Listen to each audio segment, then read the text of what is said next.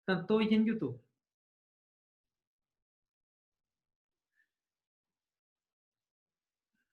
¿Está compartiendo la pantalla, no es cierto? Sí.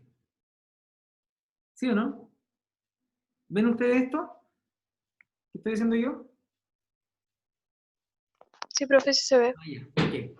Ya. Bueno, vamos a empezar hoy día a hablar de, como diría, así como la familia, el núcleo fundamental de la sociedad. La empresa es el concepto básico, el núcleo fundamental de la administración. ¿Por qué? Porque la empresa no solamente se le llama empresa al concepto de la unidad económica, ¿ya? Sino que la empresa tiene que ver también con el concepto en sí de la organización propiamente tal, ¿ya? Y ahí en ese sentido nos podemos enfrentar bueno, podemos, mejor dicho, encontrar que la empresa, el concepto de empresa, se puede ver desde dos puntos de vista principalmente, ¿ya? Primero, el punto de vista típico, que es una organización que está dedicada y persigue fines económicos o comerciales. ¿Entienden? Pero hay otro punto de vista, que es por eso le digo que es como el núcleo fundamental de la administración, donde se puede ver desde el punto de vista sistémico, ¿ya? A la empresa como un sistema. ¿Por qué? Porque interacciona con el entorno, tomando una idea de negocio, una idea de proyecto, una idea solidaria, ¿ya? Satisfaciendo demandas y deseos de los clientes a través de una actividad económica, ¿ya? Toda empresa en sí requiere, cualquiera que ésta sea, de principalmente cinco conceptos básicos que ya lo hemos visto antes en estrategia. Primero, una razón de ser. ¿Por qué es la empresa? Segundo, tener una misión. Tercero, tener una estrategia. Cuarto, tener objetivos. Y quinto, las tácticas y políticas de actuación.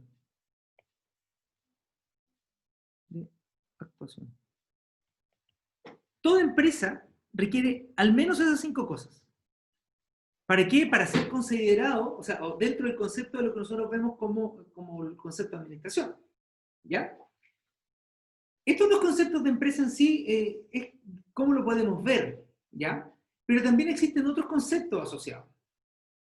Una empresa, desde el punto de vista legal, es toda entidad independiente de la forma jurídica que tenga, que ejerce una actividad económica. Así como, por ejemplo, tenemos empresas de responsabilidad limitada, que tienen dos o más socios, tenemos sociedades anónimas, que puede ser un solo socio, y tenemos empresas individuales, que está la persona natural que tiene una actividad comercial, y están las empresas individuales de responsabilidad limitada, que más adelante vamos a ver los detalles de los tipos de empresas desde el punto de vista legal. ¿Entienden? Pero toda entidad, perdón, que independiente de la forma jurídica que tenga, que ejerce una actividad económica, se puede considerar una empresa. Del punto de vista económico, la empresa en sí es el conjunto del capital, la administración y el trabajo. ¿Para qué? Que satisface una necesidad en el mercado. ¿Ya? Principalmente organizaciones de negocios se le conoce. Eso es la actividad económica en sí. ¿Ya? Pero desde el punto de vista económico, la empresa es el conjunto del capital, de la administración y del trabajo dedicado a satisfacer una necesidad del mercado. Y desde el punto de vista social, la empresa es un grupo social que, en la medida que administra sus recursos, ¿cuáles son esos recursos? Recursos o factores. ¿Cuáles son los factores? Principalmente el capital y el trabajo, ¿no es cierto? Produce bienes o servicios. ¿Para qué? Para satisfacer necesidades de una comunidad. ¿Ya? En resumen, es el conjunto de las actividades humanas organizadas con el fin de qué? De producir bienes o servicios. Es una empresa en sí. ¿Cómo las clasificamos? Tenemos al menos 5 tipos de clasificaciones. Según el destino de los beneficios económicos, según el sector o actividad en el cual se encuentran, según el número de trabajadores, según quien tenga la propiedad del capital de la empresa y según su forma jurídica. Vamos al primero. Según el destino de los beneficios económicos. Ya tenemos las dos típicas. ¿Cuáles son? ¿Cuáles creen ustedes que son?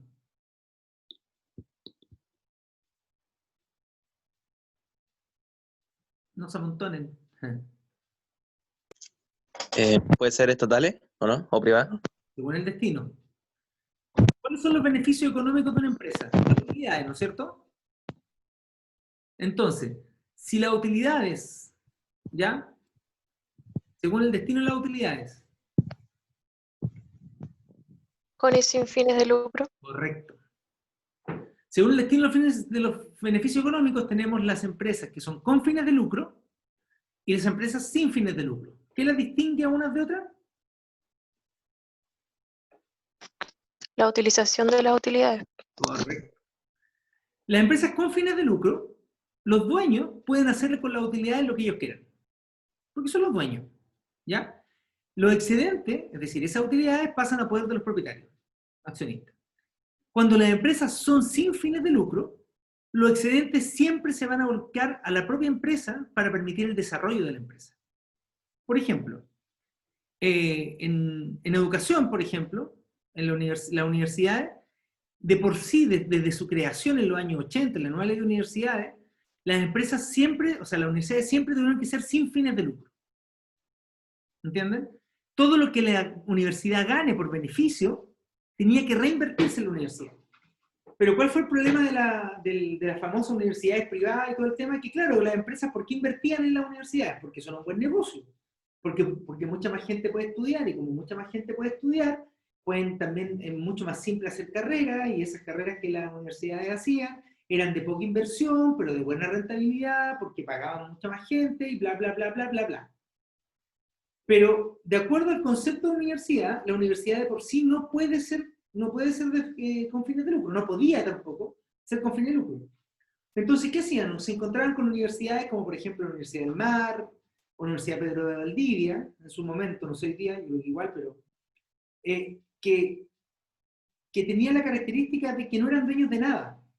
Operaban como universidad, pero los edificios donde operaban eran propiedad de una sociedad inmobiliaria. Los computadores no compraban computadores, se los arrendaban a una empresa X.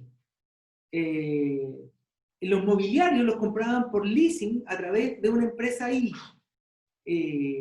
Lo único que tenían, ¿y cuál era el gasto que tenían? Recibían mucho ingreso y su gasto era principalmente los sueldos de los profesores, los materiales, los libros, que eso sí tenían que comprar, porque ya sería mucho que arrendar los libros. Pero, por ejemplo, los arrendos de los edificios y las inversiones del edificio no aparecían ellos. Entonces eran gastos. Pero la sociedad inmobiliaria que era dueña de los edificios era de los mismos dueños de las universidades. Como eran los mismos dueños de las universidades, por ese lado, los dueños de la universidad obtenían utilidades. Porque esa sociedad inmobiliaria sí tiene fines de lucro y no estaba limitado por ley a no tener fines de lucro. ¿Me entienden, no? ¿Me explico? A diferencia, en el mismo concepto de educación, de los colegios particulares subvencionados. Porque los colegios particulares subvencionados, desde su creación, en los años 80 también, bueno, antes ya existían, pero desde su creación en los 80, donde se dio la posibilidad de que privados se invirtieran en la educación escolar, tenían fines de lucro. O sea, un grupo de profesores podía juntarse, armar una empresa, armar un colegio, iba a tener fines de lucro, y ellos hacían, con las utilidades que le daba el colegio, lo que ellos quisieran. ¿Entienden?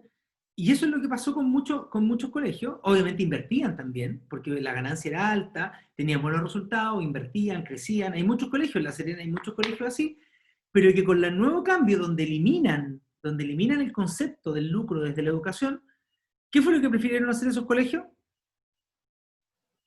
Se pasaron a Municipal, ¿o no? privados, po. ¿Qué es lo que pasó, por ejemplo, con el Andrés Bello? ¿Quién salió del Andrés Bello entre ustedes? ¿De los de Serena? ¿O del Jerónimo Rendich? Yo salí Andrés Bello Pampa. Ya, el Andrés Bello Pampa. Sí, ese también iba a pasar a privado por lo mismo. Y pasó a privado, po, ¿no? Sí. Sí, po. ¿Por qué? Porque los dueños del colegio Andrés Bello eran los profes, po, ¿no es cierto? O sea, no todos los profes del colegio, sino que un grupo de profesores que formó el colegio Andrés Bello hace años atrás. Po. Sí, el de los primeros. Claro, no me acuerdo cómo era, porque cuando yo vivía en Serena tuve a mi hija en el Andrés Bello. ¿Cómo se llamaban? Eran un apellido raro los profes. Los dueños, el director. ¿Cómo se llamaba? No me acuerdo, la verdad. Me tenía mala. Ah, tenía bueno, mala. quizás cómo se portaba también. Po. Entonces, ellos eran un grupo de profesores que hicieron crecer el colegio, hicieron que el colegio tuviera buenos resultados, la gente buscaba el colegio, creció, invirtió, hizo buenas salas, todo el tema, pero además tenían ganancias. Y de repente, todo el tema de la nueva ley de educación los obliga a que si quieren seguir recibiendo aportes del Estado, como lo recibían, tenían que pasar a ser fundaciones y entregar todos los bienes que eran del colegio a esa fundación. Y no estaban dispuestos. Pues.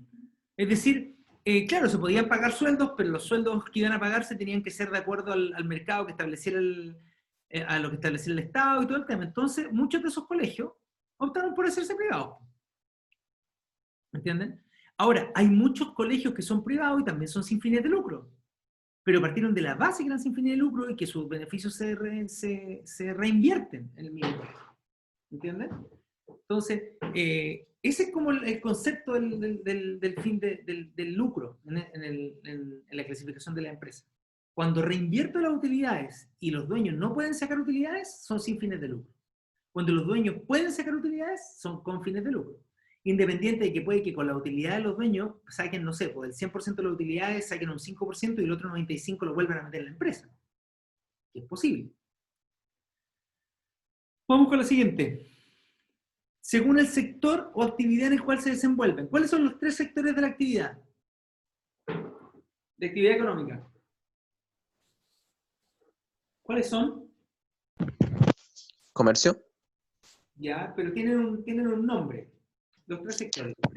Primario, Secundario. secundario. Correcto. Primario, secundario o terciario. ¿Cuál es el sector primario?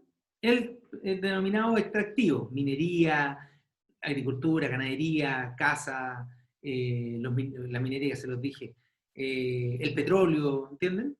Todo lo que es productivo, probablemente tal, el sector primario. El sector secundario es todo lo que es industrial, todos aquellos que toman lo que produce el sector primario y lo transforman esa materia prima, ¿entienden? Y ahí, ¿qué tenemos en el sector secundario? La construcción, la maderera, la manufactura, la empresa textil, todo lo que toma un cierto producto y lo transforma. Y por último, el sector terciario, que son todos los servicios. Su principal elemento en sí es la capacidad humana para realizar trabajos de carácter físico e intelectual. ¿Ya? Comprende una gran variedad de empresas. Transporte, bancos, comercio, hotelería, asesoría, educación, restaurantes, hoy día el delivery. Todo eso es parte del sector terciario. ¿Ya? Vamos al siguiente. Según el número de trabajadores. Espérenme un poco, vamos a parar un poquitito. ¿Qué pasó?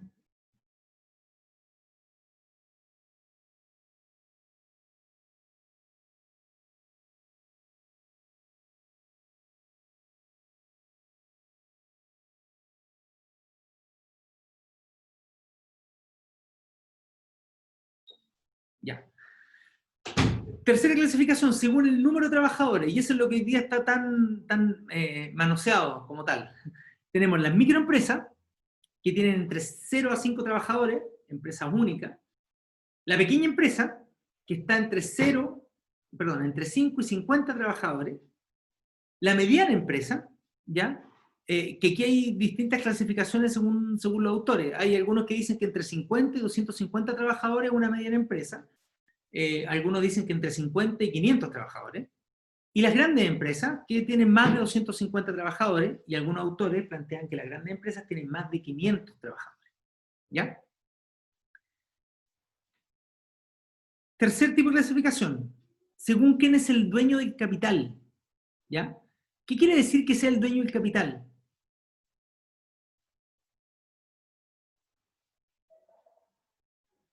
¿Qué quiere decir? El inversionista principal, puede El ser. inversionista principal, correcto. ¿Quién es el dueño? Y ahí tenemos dos típicos procesos. La empresa privada, donde la propiedad del capital está en manos privadas, y la empresa pública, que es cuando el capital pertenece al Estado, ¿ya? Y en ese sentido, por ejemplo, tenemos empresa pública al Estado en sí, como por ejemplo, como Televisión Nacional, como Codelco, como Correos de Chile, ENAP, ¿no me acordando? Y hay empresas, por ejemplo, que dependen también de los municipios, por ejemplo. Todas estas farmacias que han surgido, porque todas esas farmacias, las farmacias municipales, tienen que dar boleta, es decir, emiten boleta, pagan IVA, son empresas en sí. El mismo RUT de la municipalidad, estamos de acuerdo, porque ninguna ha creado una sociedad para eso. Pero son empresas, y esas son empresas públicas de propiedad municipal, por ejemplo.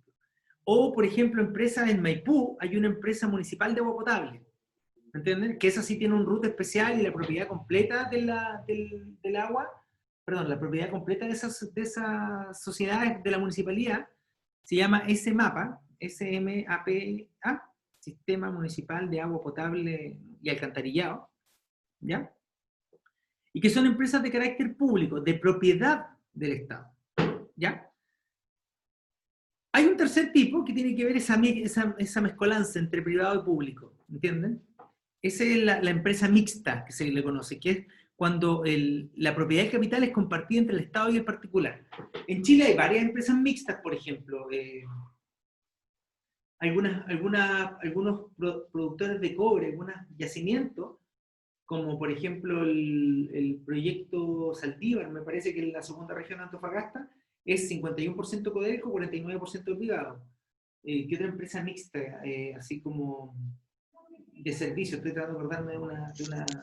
Hay empresas mixtas que son conocidas. El metro, sí, el metro. El metro tiene posibilidad de inversión privada. ¿Entienden? No es que haya una sola persona detrás del metro. ¿Cuál más? Bueno, no me acuerdo. Ya me voy a acordar y les voy a decir. ¿Ya? ¿Qué caracterizan una empresa, o qué diferencia, mejor dicho, una empresa privada de una pública? Obviamente que la privada tiene libertad de acción en los métodos productivos, ¿ya? Obviamente es limitado a ciertos referentes respecto a la naturaleza del producto que vende, las condiciones laborales que están reguladas por ley, el sistema de precios, porque si un monopolio, por ejemplo, como la electricidad, están regulados como tal, ¿entienden? ¿Qué otra característica tiene? Que generalmente los productos que hace la empresa privada están destinados principalmente a un mercado, ¿entiendes? Y se rige de acuerdo a lo que el mercado quiere comprar, ¿ya? El privado no se mete o no produce, no vende servicios o productos que el mercado no quiera comprar, ¿ya? Y las relaciones que existen entre las distintas empresas, entre las empresas privadas, se rige principalmente por la competencia. Competencia entre los... Por ende, las empresas privadas están obligadas a ser eficientes, ¿ya? Y busca producir artículos de mejor calidad, ¿ya? Cuando son ineficaces las empresas privadas, o cuando los artículos que producen no son necesarios, no los desea la sociedad, tienden a desaparecer, ¿entienden? Ahora, ¿qué es lo que pasa? Cuando aquellos productos que los privados producen productos que generan un mayor margen de ganancia, ¿ya? Van a orientarse de acuerdo al mercado a hacer aquellos productos por los cuales van a ganar más.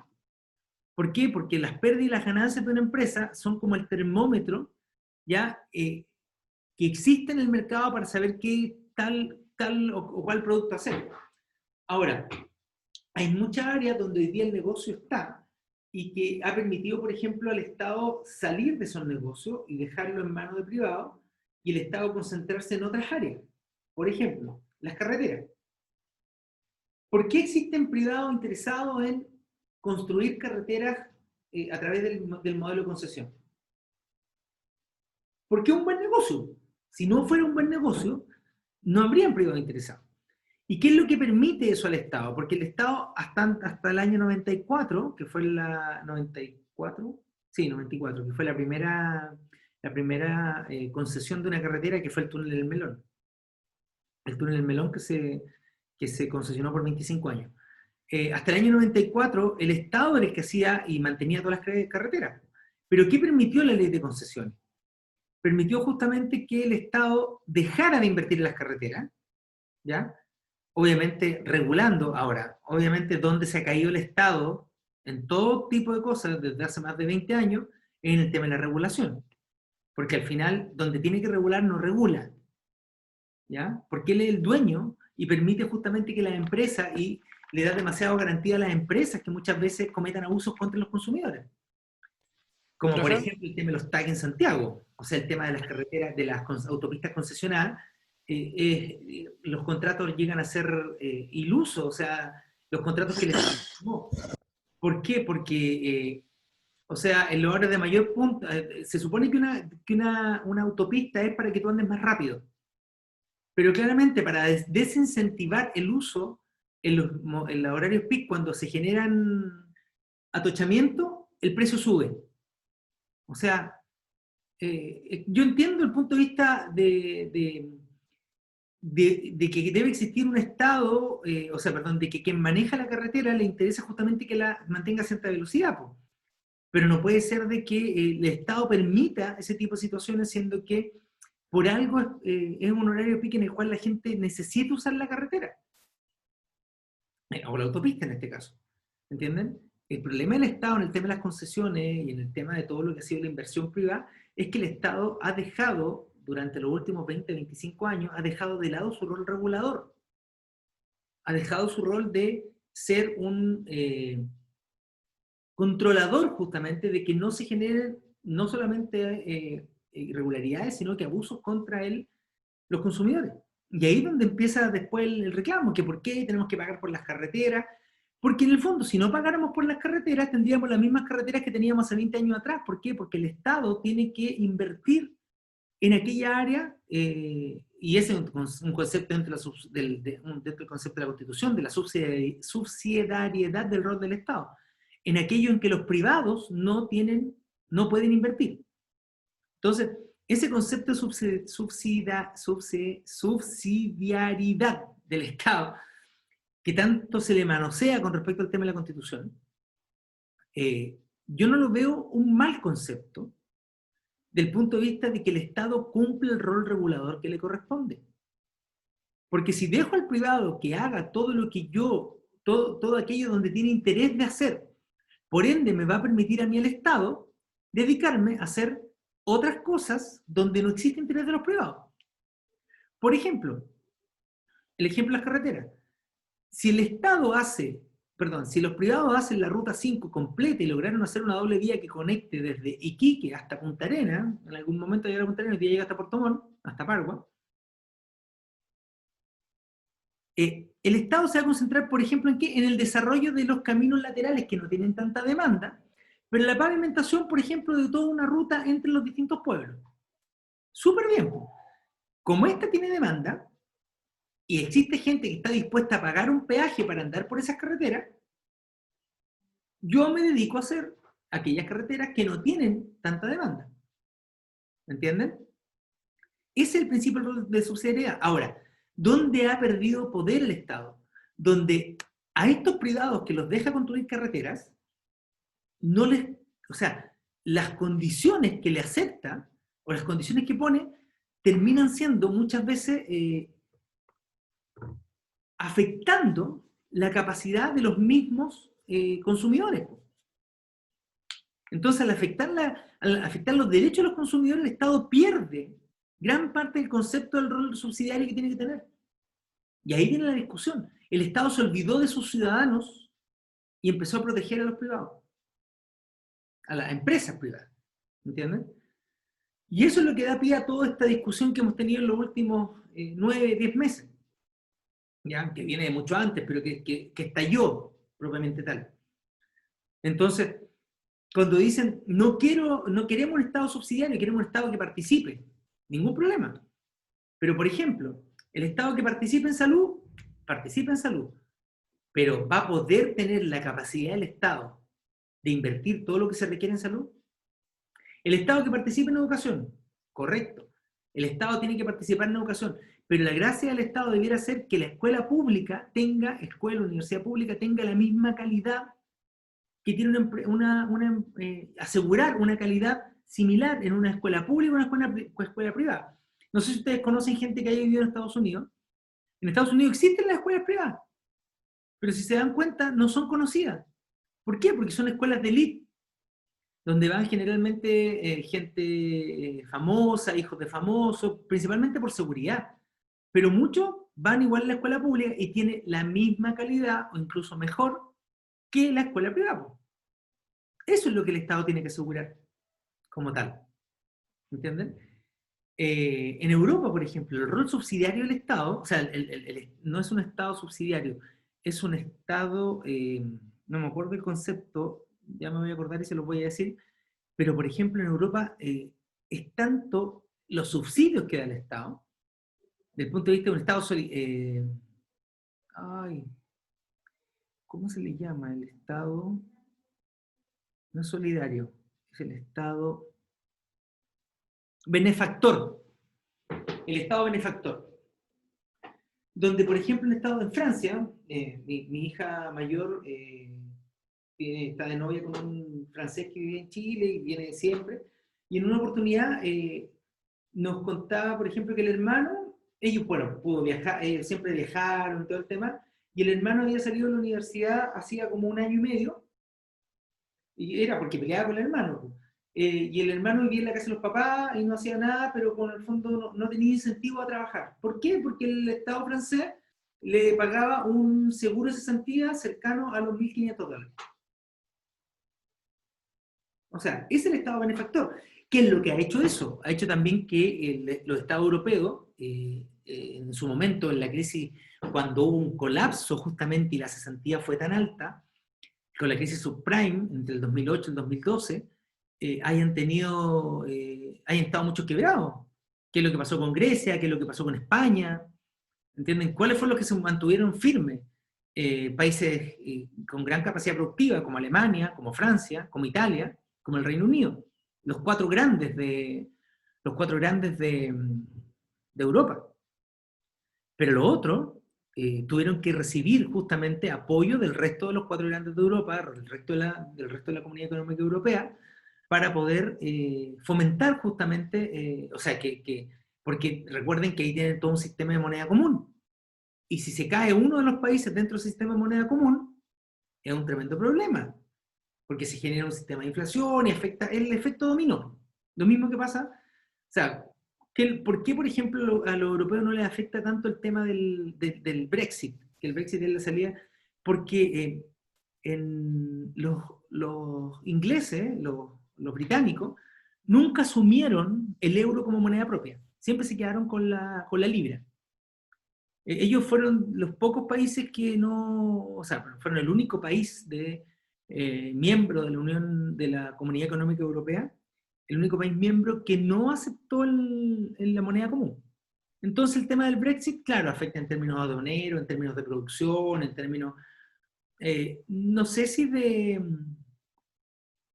traslado o de movimiento de personas, porque tienen lo que se llama el espacio Schengen se llama, ¿sí? Donde existe un movimiento común dentro de las fronteras de Europa sin problema. Entonces el Reino Unido también tiene ese concepto, pero igual ahí va a afectar algo, ha afectado algo el Brexit, pero muy poco.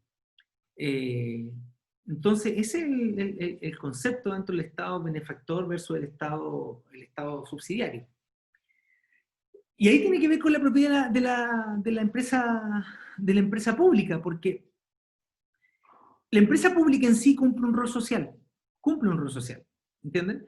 ¿Por qué? Porque antepone el interés colectivo frente al beneficio de unos pocos, y producen según lo que necesita el colectivo y no según los intereses de unos pocos como tal, ¿ya? Hay empresas públicas como los hospitales que pueden estar quebrados, pero no van a quebrar nunca. Pueden estar endeudados, pero no van a quebrar, ¿ya? Y generalmente cuando hay que reactivar el país, ¿quiénes son los que reactivan el país? La empresa pública. ¿A través de qué? A través de la inversión pública. Las inversiones que el Estado hace tienden a ser reactivadoras de país. Cuando necesite, por ejemplo, ustedes van a ver que pasada esta pandemia, se tienen que generar nuevas fuentes de empleo, se tienen que empezar a generar. ¿Y quiénes van a ser los que van a invertir? ¿Los privados? Sí, los privados van a invertir. Vamos a tratar de que inviertan, vamos a ver si las condiciones están para poder invertir. Pero los públicos van a invertir en sí, la empresa pública.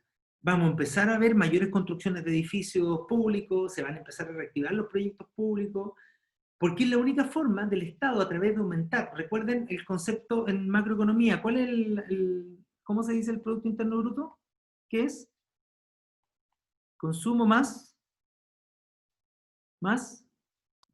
ya pues, Gasto.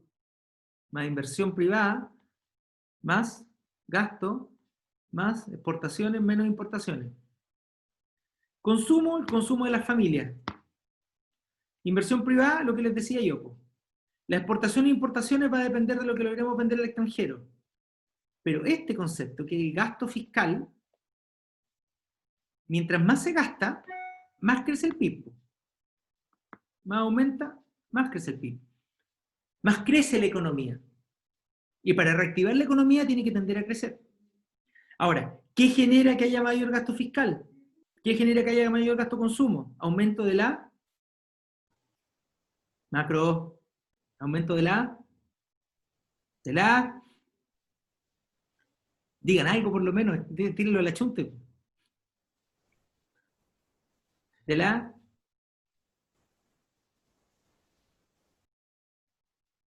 se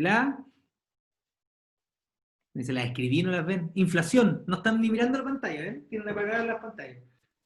Aumento de la inflación. Entonces, por eso muchas veces se controla el tema. ¿Entienden? El Estado también tiene su concepto, ¿ya? Ahora, ¿cuáles son los argumentos en contra que muchas veces tiene el concepto de la empresa pública? Que hay una preponderancia del criterio político por sobre el criterio económico, ¿ya? Quienes dirigen las empresas públicas son seleccionados principalmente por la identificación ideológica con el grupo en el poder, ¿ya? Y no necesariamente por la capacidad o eficiencia que puedan tener.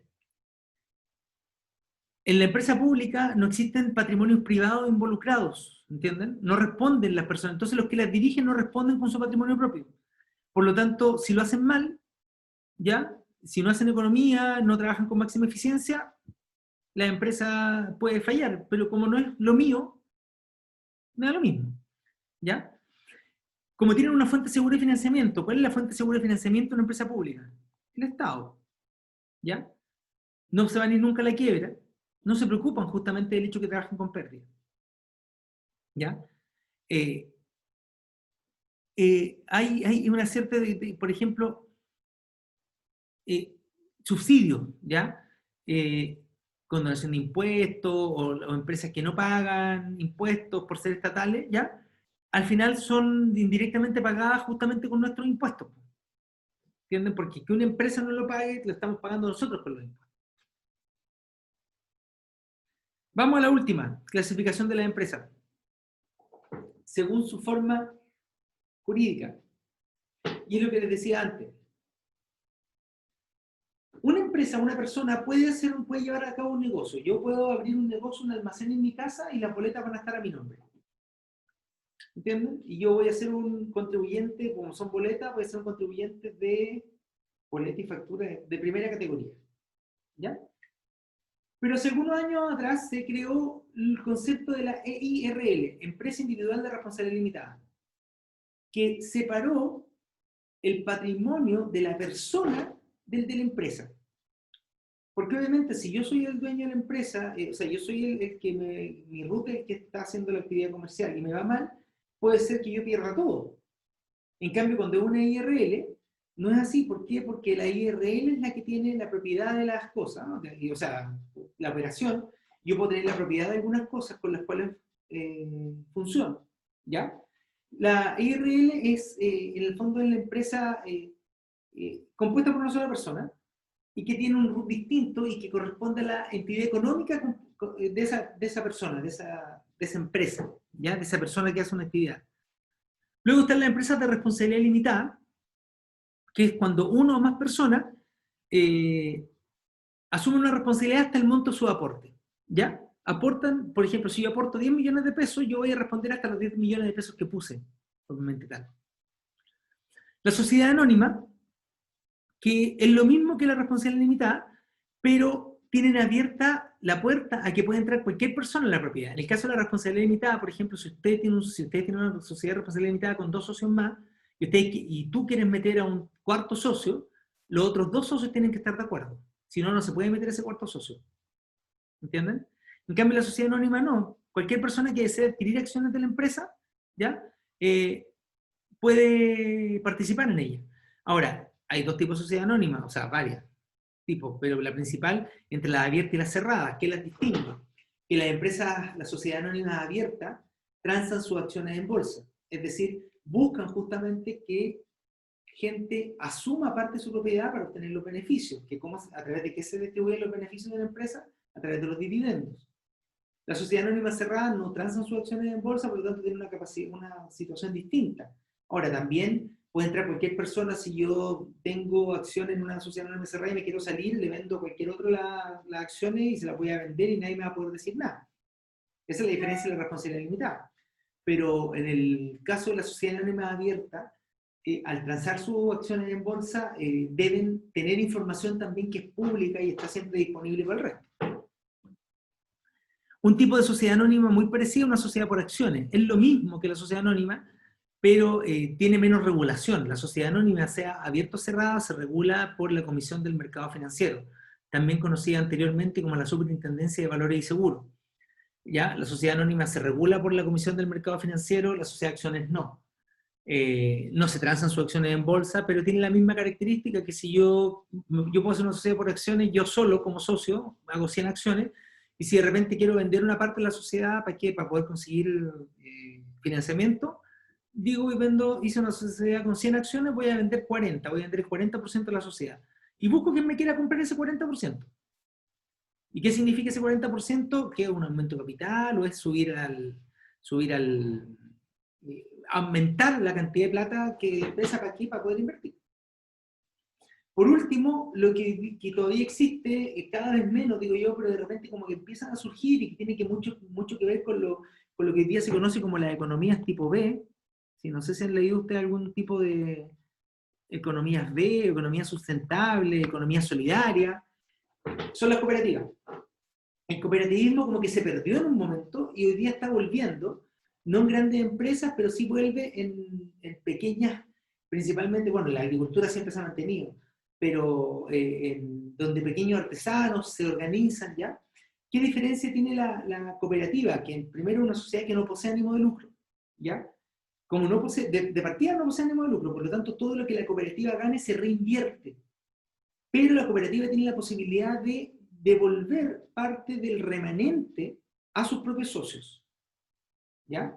Es decir, puede decidir que no es como el socio, de acuerdo a ciertas características, el socio puede recibir parte de las ganancias de la empresa, ¿ya? Es sin fin de lucro, pero igual tiene lucro desde ese punto de vista. Eso se conoce como el remanente.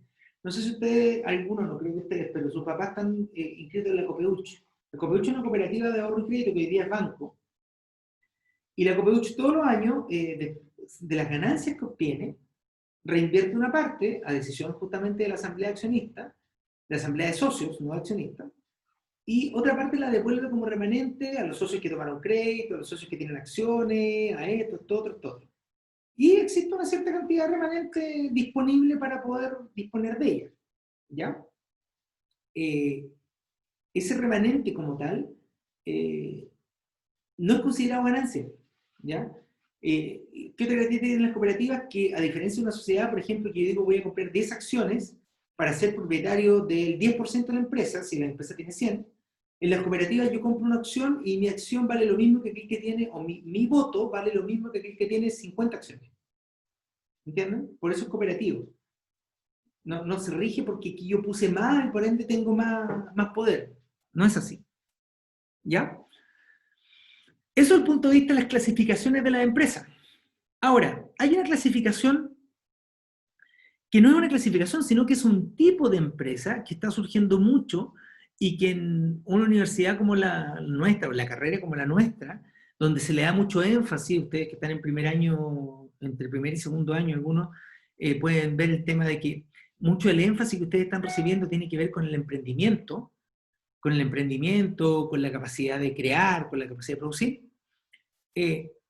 Mucho de ese concepto se da hoy día, o sea, se ha dado desde hace años, pero hoy día se ha dedicado a estudiarse desde el punto de vista de lo que se conoce como las empresas familiares.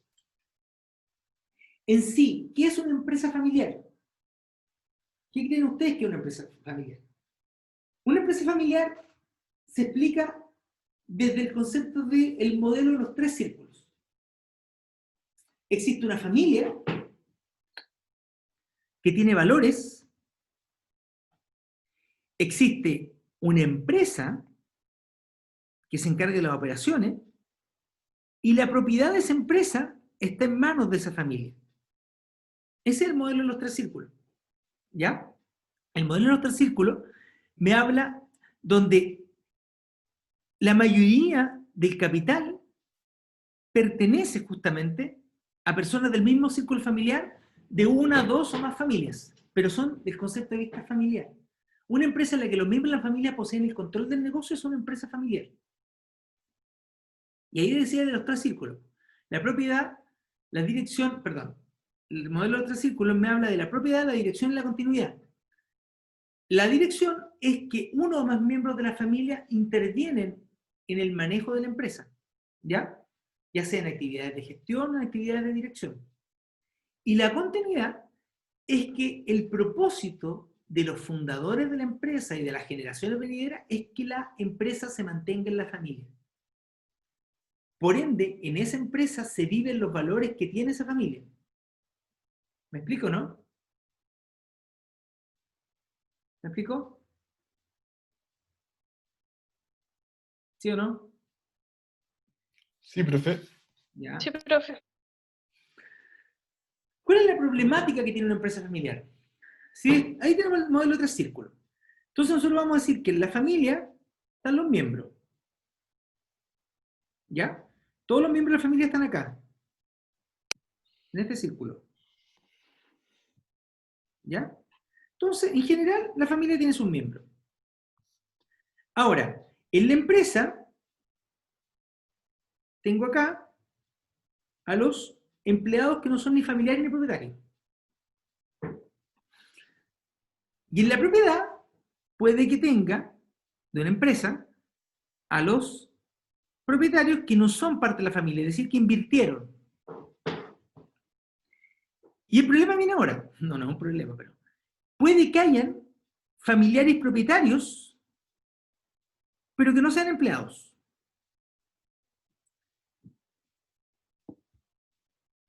Hay familiares que no son propietarios, pero sí están empleados en la empresa. Hay propietarios que no son familiares, pero sí trabajan en la empresa. Y por último, están los familiares, propietarios y empleados.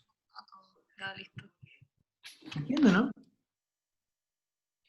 Sí, pues obvio. Aparte no saco nada en ocuparlo y, y que después ganen, sí, igual te diría como, oye, o sea, obviamente te voy a decir primero, pero no me sirve nada ocuparlo sin que tú sepas.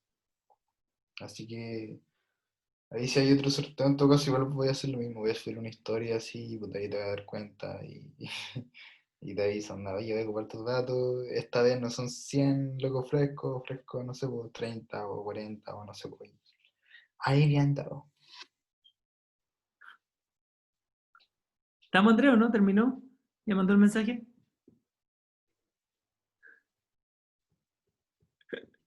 Ya, sigamos.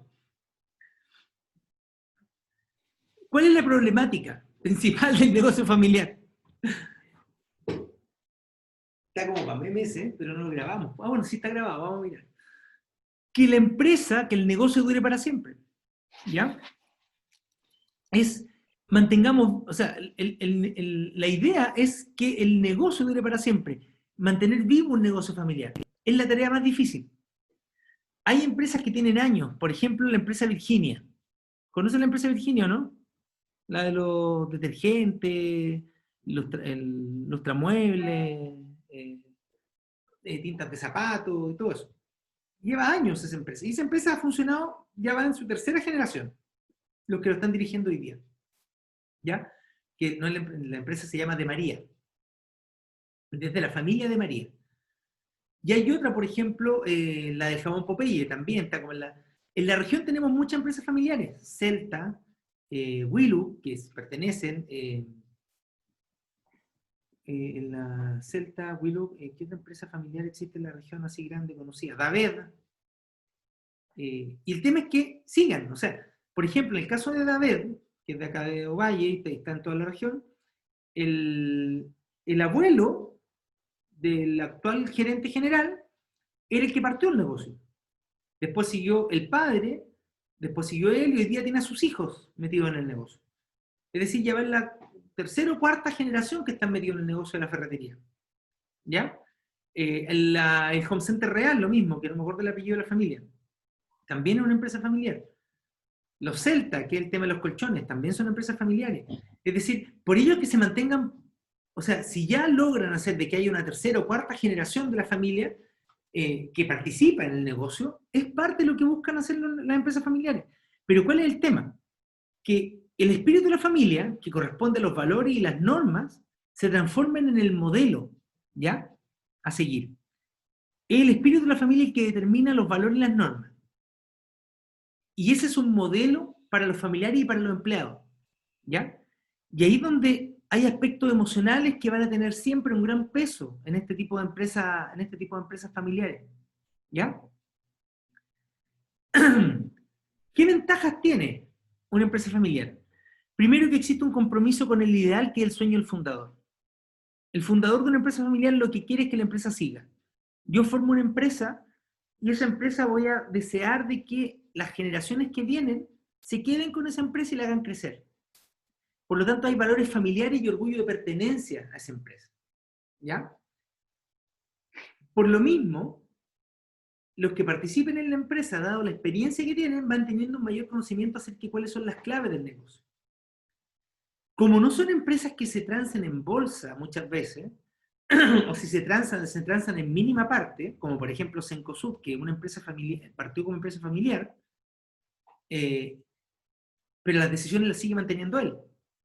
Horst Polman es el que mantiene las decisiones, obviamente responsablemente. ¿Por qué? Porque hay inversiones privadas, hay inversiones de otros privados en el tamaño de esa empresa, pero él sigue manteniendo las decisiones.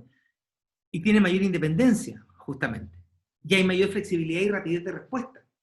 O sea, el claro ejemplo es Cencosud con la decisión que tomó así de salirse de Perú, de cerrar la producción de Perú, de París en Perú, cerrar Johnson en Chile.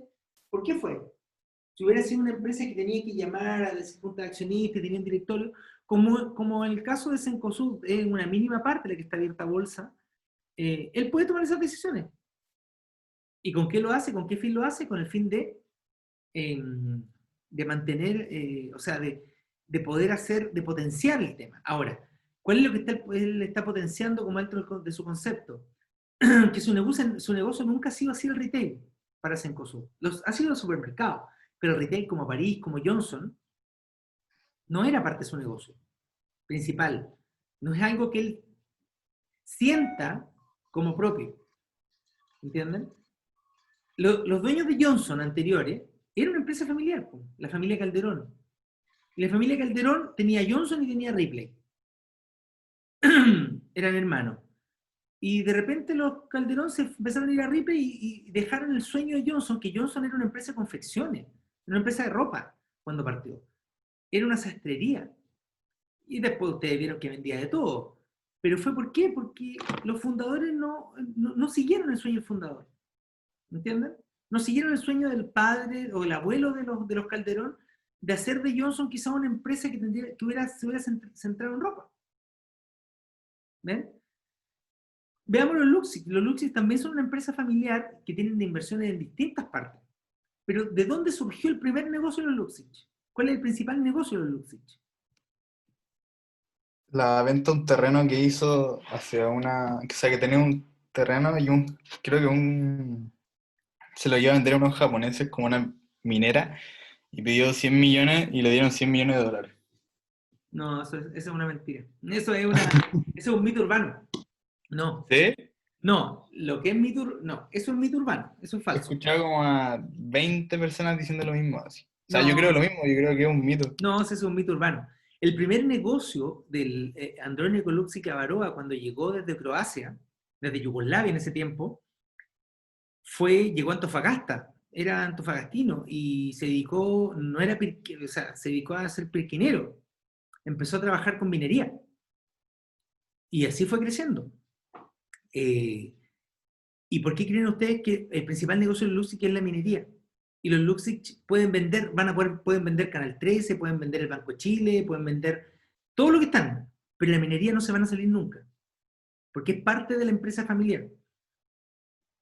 ¿Entienden? No, lo que es el mito, es que se mezclan los mitos urbanos. Lo que pasa es que, por ejemplo, la historia que sí es verdadera, es que Luxich, cuando compró CCU en los años 80, CCU era la compañía de cervecería unida, y estaba quebrada, estaba con una deuda, tenía una deuda de... Entonces, ellos ya eran cierto grupo económico no tan grande como eran hoy día, pero tenían capacidad de poder pedir préstamos y cosas en la banca y todo el cuento. Entonces, vieron esta oportunidad de negocio de comprar la CCU. Pero ponte, la CCU, no me acuerdo si número exacto, pero tenía... perdón, tenía una deuda, voy a poner el número así como para entender el concepto, 100 millones de pesos. ¿Ya? 100 millones de pesos, estaba en quiebra.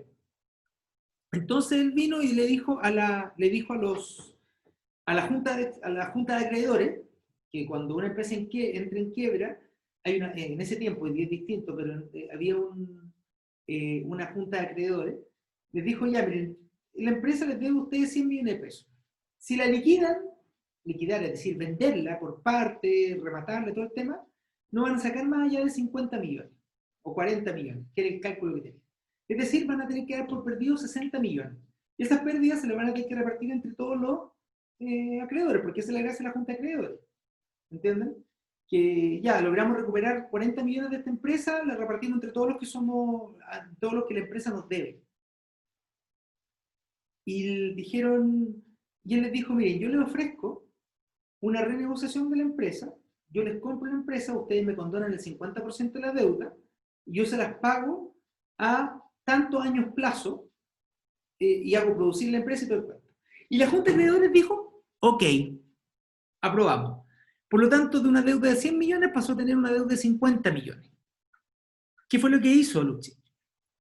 Se fue al Banco Estado, me parece que fue, no sé si el Banco Estado, no me acuerdo qué banco fue, y dijo, miren, yo voy a comprar esto, necesito un crédito, ¿ya? Blando, por un crédito blando por 50 millones, todo el tema, y,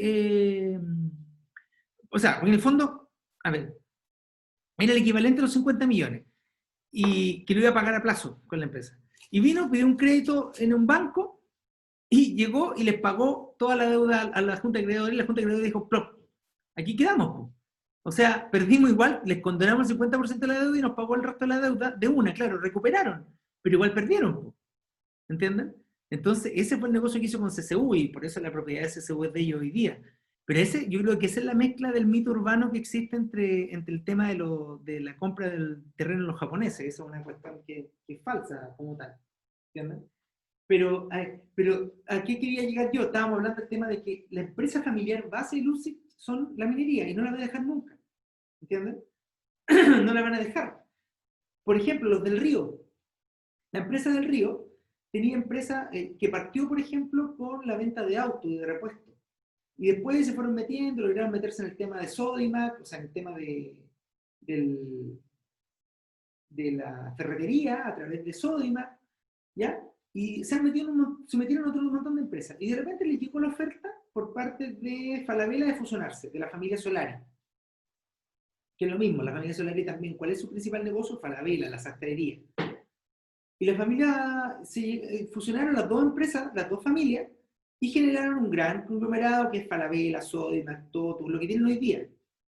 Pero el negocio de los del Río, negocio base, es la venta de autos a través de Derco.